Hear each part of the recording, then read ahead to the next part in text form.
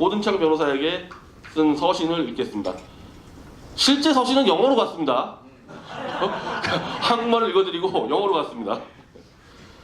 자, 고든창 변호사님께 저 멀리 떨어진 한국이란 나라에서 두 언론사 간의 다툼으로 인해 벌어진 명예훼손 사건에 관심을 갖고 미디어워치라는 그야말로 미약한 언론사의 언론의 자유를 지켜주시는데 큰 감사를 드립니다. 고든창 변호사님, 타라오 박사님 등등이 문재인 대통령에게 공개하신 언론 자유에 관한 엄중한 경고장은 그대로 본인의 재판부에 전달이 되었고 저는 그 뒤로 일단 1년여 만에 석방이 되었습니다. 저는 과연 현재 문재인 정권의 치하에서 고든창 변호사님 등 미국의 지식인들이 관심을 보여주지 않았다면 석방이 될 수 있었을지 장담할 수가 없습니다. JTBC라는 친문재인 방송사가 2016년 10월 24일 박근혜 대통령 비선 측근이라는 최순실의 태블릿 PC를 공개했습니다. 거기서 발견된 각종 청와대 문건들은 박 대통령이 최순실에게 청와대 정보를 불법으로 공유하여 둘이서 사익을 추구했다는 결론으로 이어졌습니다. 그뒤 박 대통령은 탄핵을 당했고 지금 제가 1년간 갇혀있는 서울구치소에 여전히 수감되어 있습니다.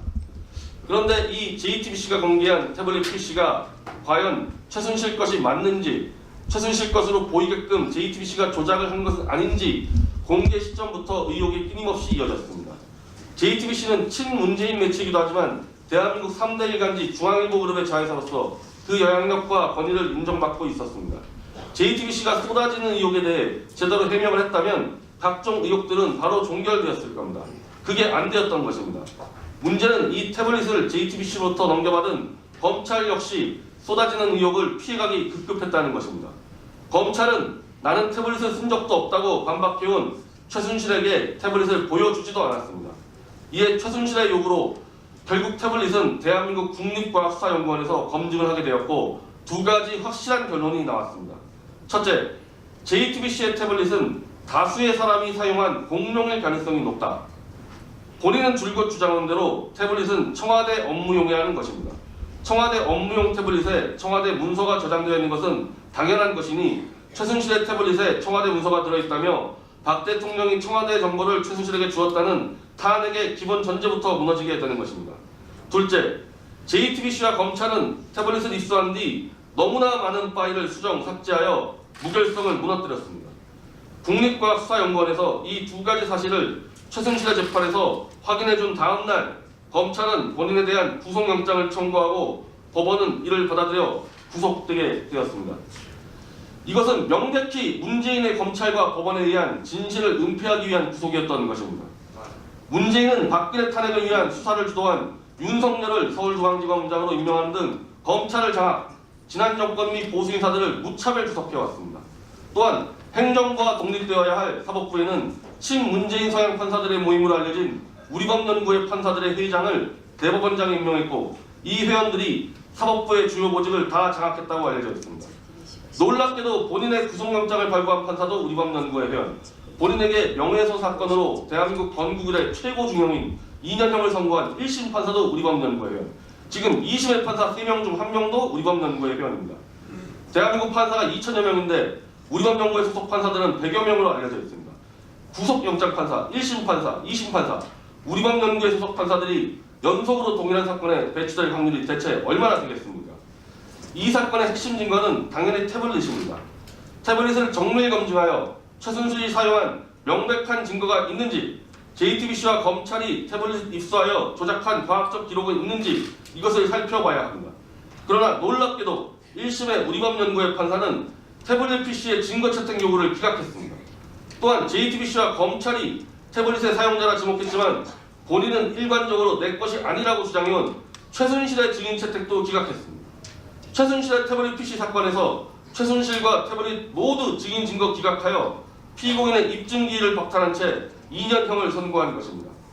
그뿐 아니라 저를 도와주었던 미디어워치 황희연 기각까지 추가로 구속하여 2심에서의 방어권 기회조차 더 심각하게 박탈해버렸습니다.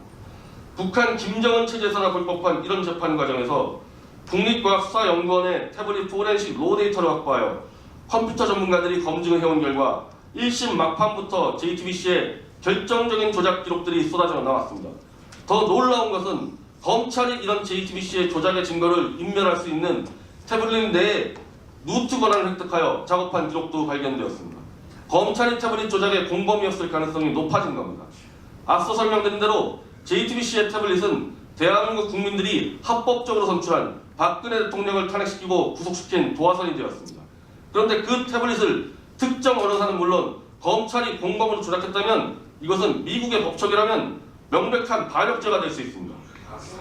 이런 증거들이 계속 나오니 문재인이 장악한 법원과 검찰이 본인을 무리하게 구속한 것, 2년형의 중형을 선고한 것, 보조자에 불과한 황의원까지 추가 구속한 것 등등의 의심을 품을 수밖에 없는 겁니다. 만약 공정한 재판을 통해 태블릿의 조작이 드러나게 되면 JTBC뿐 아니라 문재인이 반대파 탄압의 수단으로 이용하는 검찰과 법원의 정당성이 무너질 것이며 더 나아가 태블릿 조작으로 박근혜 정권을 무너뜨리고 권력을 탈취한 문재인 정권의 정통성이 붕괴되는 등 엄청난 파장이 요구된다는 것입니다. 맞습니다.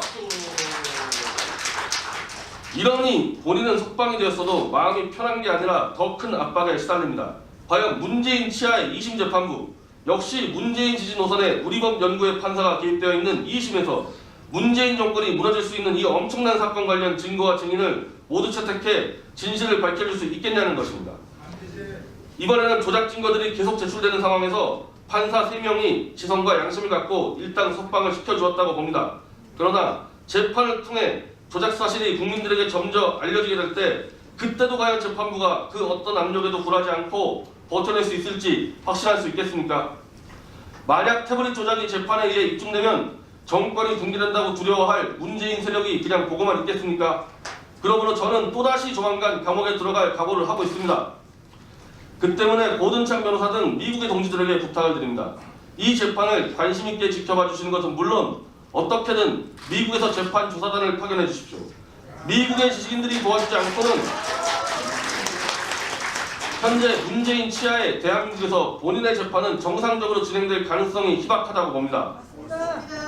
저 하나 재수감되는 것으로 끝나는 게 아니라 국가 운명을 결정할 결정적 진실이 짓밟히면서 그 진실을 짓밟은 거짓을 또다시 지켜내기 위해 또 다른 무수한 진실들을 짓밟을 것이며 무수한 대한민국 지식인들이 감옥에 갇히게 될 것입니다.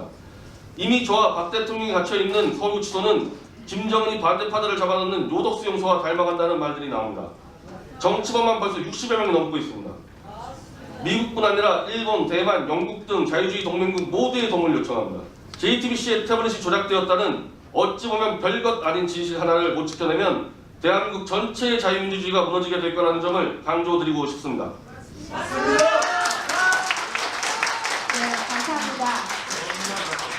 자, 이 서신은요 5월 21일 황의원 대표를 통해서 고든창 변호사에 전달을 했고요. 아마 6월 말에 타라오 박사가 서울을 방문하는데 그때 심도 깊게 논의를 하겠습니다. 그리고 어떤 식으로든 빨리 여건을 만들어서 워싱턴 가서 직접 이분들과 함께 기자회견하는 것도 추진하겠습니다. 네, 감사합니다. 오늘 이 서신에서 여러분과 다시 한번 마음에 새기고 싶은 부가 있습니다. 바로 이 JTBC의 조작 진실을 밝히는 것은 문재인 정권의 정통성이 붕괴된다는 것입니다.